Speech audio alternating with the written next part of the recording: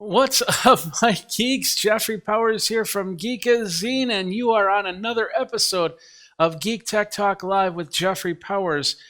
We are live on the channels, including Amazon. You can check me out over there by going over to, I think it's amazon.com/shop/Geekazine. Of course, you can follow me on all the socials right there. Geekazine, Think Magazine, put in a geek. You got me. So you can't go wrong with that. So today, some big news happened earlier. Actually, I think it was last night or something like that. Some very big news, and they put it out there, and I've been seeing it and really excited about this because it has to do with this thing right here. Now, if you know me, I do video in many different ways. I'll do it from a DSLR, I'll do it from a camera, I'll do it from a PTZ camera, I will do it from small little cameras like this, which we'll be talking about soon on the channels, and just anything that'll get you to live stream. And in this day and age, now we have to deal with teleconferencing and Zoom and Skype and Hangouts and this and that and the other. Even something like this, we've got to get online to have presence, so we're meeting with people and talking with people as we go. And so that's where this comes in. I think to begin with, let's do this first. Everything that I do, I'll get products sometimes. All of these products that I've got, and of course, stuff I'll show you, I paid for myself. So like this camera, I paid for myself. So all my opinions are of Geekazine. We have the review policies over here. You can check that out and go from there. That said, let's move on. So I don't use my DSLR cameras as much anymore. When I go to conferences, and when I went to South Korea, I used this a lot. But when I started doing more live streaming than doing video, this became kind of problematic. And let me show you why. We'll switch over to this camera right now because I have it hooked up to an HDMI feed. And here we go. This is the camera right here. And as you can see, it's got a nice view to it. I've got a really nice lens, and I don't have it level or anything like that. But the problem is it's what's called it's not clean. It's a dirty image, which means that you can see the fact that I have it on automatic right now, the fact that the battery's like right there. Yeah, there's the battery, there's the time. So you see, you get the idea. It's a dirty screen. I can't put that onto any type of system. Now, you can get Canon DSLRs that have clean screens. So, and they're meant to be clean, so you can hook up an external recorder or something like that and be able to record video and things like that. But for a lot of us that don't have $3,000-$4,000 to spend, we end up getting the $500-$600 models, and those are not clean. Well, Canon, I think they were planning to put this out a little bit later. But since the whole stay-at-home issues came through, and Cherry says hi, so hi, Cherry. Since all those issues came through, I think they decided, well, let's get this out a little bit earlier so you can use it, because this software now lets you use this camera to connect up to your Zoom sessions, to your live streams, to your Skypes, to your whatever. And they're putting it out for a whole host of cameras, and you don't need a capture card.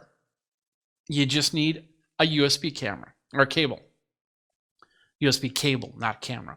And of course, that's going to replace those USB cameras, because sometimes those USB cameras, they don't always have the best look to them, and I stay away from USB cameras when I'm doing video. In fact, my camera, I've got prosumer cameras. I got the PTZ optics camera up here, which is now taking a look at my DSLR camera.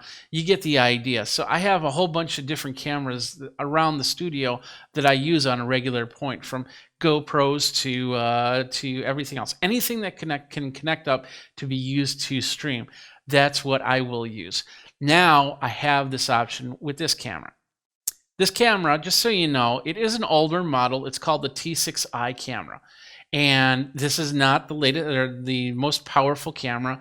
Even back then, it's meant for, like I said, lower budget camera use. And I bought this because my prosumer camera at the time broke, and I ended up saying, well, let's give some DSLR cameras a try. So I took this out to CES 3-4 years ago or something like that, and I used it.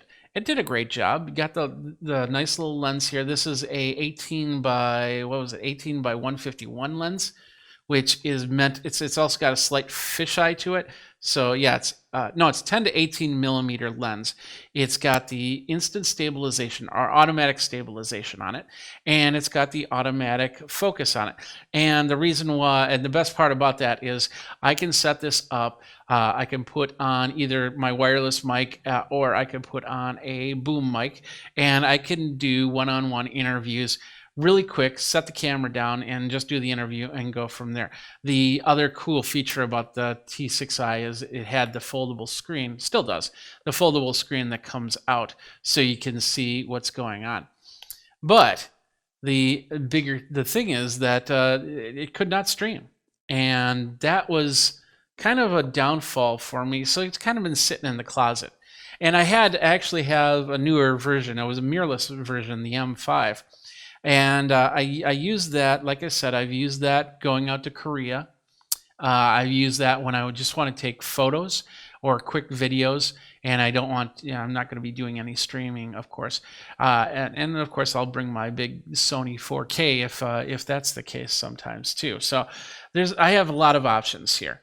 And so, but the streaming was not the option. Well, now the software utility that they're putting out is the ability to actually connect it up to your Zooms, to your Skypes, and even to live streams like what I'm doing right now.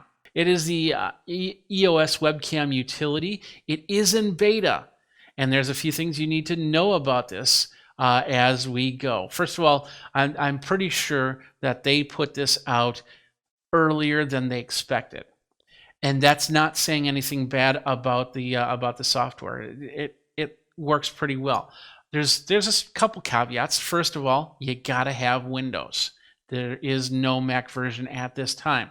Second of all, it is in beta, which means that it can change on a regular basis as they're updating it to get it ready for real time. And that's what beta software does. And then you report on it and they fix it and go from there. It's absolutely free. You can download, but make sure that you back up your systems before you do anything. Make sure you have the latest firmware on your camera. Now there's a whole host of cameras that you can use, and of course there are some cameras that you can't use with this. Like for instance, my mirrorless M5, I can't use it even though I just updated the firmware on that. They've got a whole list right here, from the EOS 1D X Mark II to the EOS SDS R to the Rebel T100 and my Rebel T6i is right there. We have the mirrorless cameras, the M50, the M200, the EOS R, the RP, and some PowerShot cameras, some Vixia cameras, and a whole bunch more. So there is a whole host of DSLR and point and shoot type cameras from Canon that you can use with the software. So those are the cameras. There's a whole bunch more, and like I said, I showed you there's a list right there that will tell you which camera, so you can check on that list. If you have that camera, great, you can use it. So downloading it, fairly easy. You go over to Canon's website and you download the file. It comes in a zip file. You extract it, and it has a Microsoft install file or an MSI file to it. You double click on it, and what it'll do is it'll just work its magic in the background. It won't ask you too many questions. In fact, I thought when I installed it, it went so fast I thought it didn't work, but it did, and then and it was there. That's just simple as that. So I'm going to show you what it looks like when you install it, and we're going to go over to Zoom, bring up Zoom here. There we are. So this is my Zoom interface, and you basically go to settings. You go into video, and in the camera dropdown, you choose the EOS Webcam Utility Beta. And when this is out of beta, it will just say EOS Webcam Utility. It is backwards, so let's unmirror it so you can see it. And it doesn't have, I don't have any cameras connected just yet. So that's what you have. And once I connect up a camera, you'll actually see the video right there. Now, the thing about this is I think this is going to be only one camera. So I use software, what's called Wirecast, to do all this streaming, all these little graphics like the little bug right there and things like that.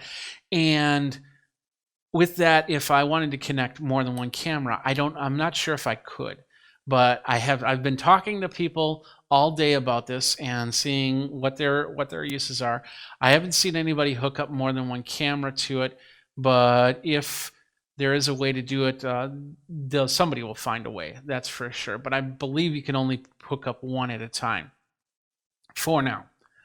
You need to get yourself a cable, and a USB cable, and that depends on what camera you have, which cable you get. This is the mini cable. You have mini, you have micro, and a lot of your stuff, like if you have an Android phone, you'll probably either have a USB-C or a USB micro cable. And then we got the mini cable. GoPros used to use the mini cables, for example. And then, of course, you have USB-C. Once again, depending on the camera that you have, that the cable is what you'll need to get. And I highly recommend that you get a really good cable for the camera, so it can, you can transfer at its best of its ability. So I have the mini cable here. So what we're going to do is I'm going to turn off the camera. I'm going to unplug the HDMI. And hopefully we haven't wasted. I wasn't too worried too much about the battery because I ran the battery test on this, and it really went about 2 hours before the battery died on this camera, and that was pretty cool. Plus, you can get extension batteries. You can get an adapter to plug it in, so you can run this, and you got many different options here. So at that point, I was having some major problems with the camera. It would freeze, and I couldn't figure out why. So I ended up that video on that day. Now I've had some time to really think about how this all works, so I can actually show you how it works on the T6i camera. The problem that I had, and you're going to have it too, is that if you turn on the Wi-Fi module, and this was actually, I knew this for other reasons, if you turn on the Wi-Fi module, it will not run. You got to actually disconnect the Wi-Fi on the T6i model. Other models might be a little bit different. They might work a little bit different, and that's all well and good. But for this model, that was my problem. That's why everything froze up. All right, with that said, I'm going to go and bring in my zoom, and I'm going to show you how this works. So we'll bring the zoom in. You'll see it right here. And we're just going to go to the settings. And in the settings, we'll go over to the video. So as you can see, here we have this all set up. It showed up on EOS Webcam Utility. I do have to say that I had it set up on my streaming device as well. So it's only going to take one instance before this camera will just kind of completely go, what's going on? But once I closed that out and I went into Zoom and I went to the camera utility, as you can see, it's showing up perfect. Able to move around and able to use this. So now I can set this up in place and I can have a conversation. Of course, with my 18 to 55 millimeter lens, I can keep it close, but if you have a smaller lens or different lens, you might have to move your camera around to get the right optimal distance so you can get your headshot in or whatever. So that is basically how it works, and as you can see, it's right there showing off there. And this can be in video mode, or this can be, I believe, just in regular camera mode.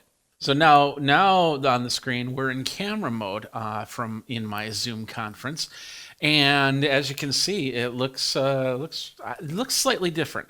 So this is in camera mode, and this is in video mode. As you can see, it contained a little bit better, because I think what's happening is the stabilization option has really come in, because in photo mode you don't need the stabilization, so you're giving back that little bit of space. You're also noticing that I have a slight bounding box on the sides here, so you see little black lines. When I move my hands, you don't see them go straight to the edge of the screen, but where on top you can see my hand goes to the edge. So there's a little bit of bounding box, and if I put it into Wirecast, it's definitely going to have a bounding box. And basically I just have to add in a video capture device, and in this case it is the EOS webcam utility. This is in 720p and I'm recording in 1080p, so as you can see there's a lot of dead space, but there's also a bounding box as well, and you can't see that right now because it's basically black on black.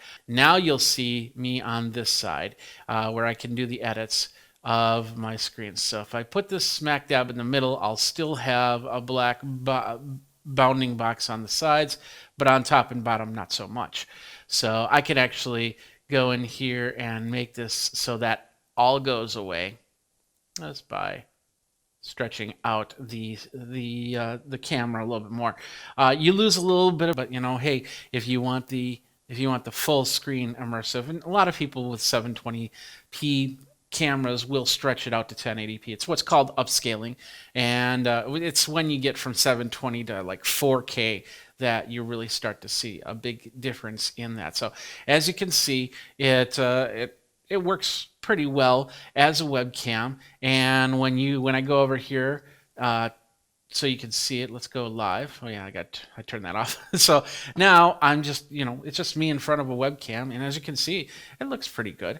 And I can zoom it in, and it's gonna focus in and out a little bit more. Since this is a older camera, the focus is gonna be a little slower than probably even some of the newer T cameras, even the lower end Canons. So, but as you can see, it looks pretty good. It works well in Skype. It works well in Zoom. It works well in a lot of the other programs, and you'll be able to use it as you go. There we go. So now, on the bottom corner here, we have the clean image, and then right in the top left-hand corner, we have the not clean image. So you could actually bring in both images if you wanted to. I don't know if there's a reason why you'd want to. You get the idea, because you want the clean version, but you don't want the dirty version. Clean, dirty. So that's why they came out with this beta utility, so you can use whatever camera that you have on there, and that's pretty cool. And I applaud Canon for doing that. But on the other hand, there are other brand cameras that could produce clean video out of their HDMI out, and I think that should be a feature that they could get out, and they could really just do a firmware update. It's a feel-good measure, and I'm assuming as the beta grows, there's going to be other models of Canon cameras that will be added to that list, so you can start using it. And I really hope my mirrorless M5 will be one of those cameras. If anything, you go out and you get a newer model of the Canon camera. But if you're going to do that anyway, you might as well go get something like a prosumer camera, or a camera that already can do a clean image into the computer using something like a capture card. Like this USB capture card from Elgato. This is the Camlink, and it's a really nice card. But that's it.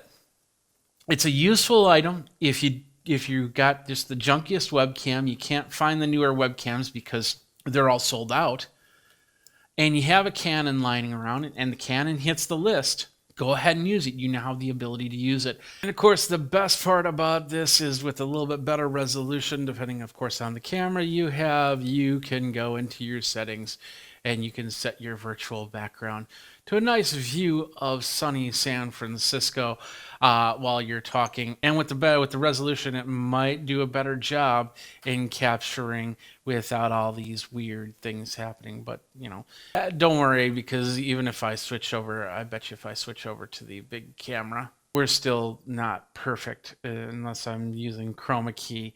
That's behind me, because you can enable that in the settings, and you can go to the virtual background and say, hey, I have a green screen, and now my face is gone. I'm gone.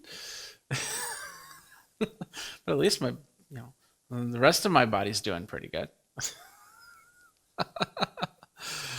Oh, how cool is that? So anyway, that's pretty much it for this episode. If you have any questions about this, feel free to ask. I'll try and answer it as best as I can.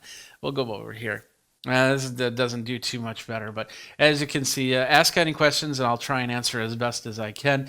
Anyway, that's pretty much it for this episode of Geek Tech Talk Live with Jeffrey Powers.